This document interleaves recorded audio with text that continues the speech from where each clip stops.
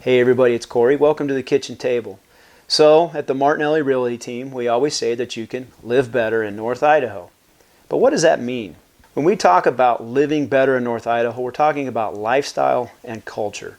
And let me give you an example by sharing a story with you. This particular Sunday was the first Sunday in March of 2019.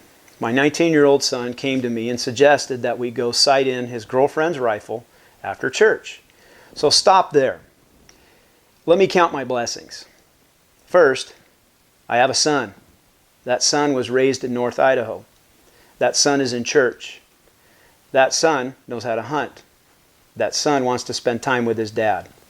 That son is courting a girl who was also raised in North Idaho. That girl is in church. That girl knows how to hunt. That girl also wants to spend time with her dad. So, after church, the four of us, me, my son's girlfriend, and her dad, jumped in the pickup truck and we went shooting after church.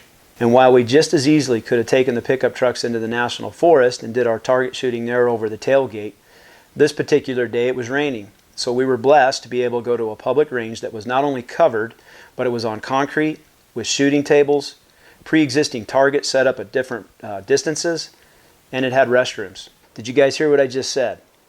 Public firing range.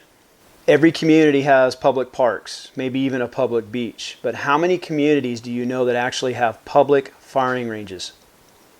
North Idaho does. And how much does all this cost, you ask?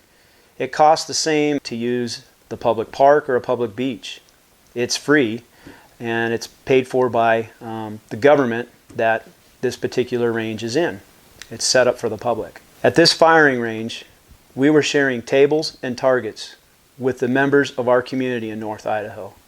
Nobody knew anybody's names, but everybody knew everybody because we were sharing a common bond. Race, sex, religion, where you were from, didn't matter. We were all sharing AKs, ARs, 300 Win Mags, shotguns, and a common bond where we were sharing family and the Second Amendment.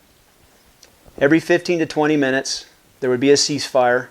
People would look left, they'd look right, and they would holler out, downrange. Everybody would then take their weapons, place them in the rack behind their tables, action open, and people would go downrange and pull and hang targets. They would come back. Everybody would holler, eyes and ears, and fire in the hole.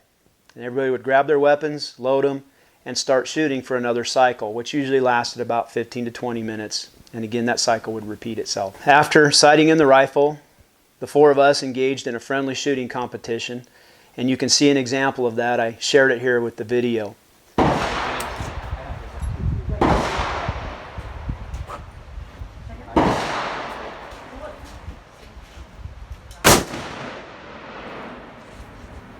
Low an inch, right about a half. All right, I'm gonna go his left ear. That's really, like, I'd have it, and then like if I move, or like, Yeah, because it's zoomed all the way.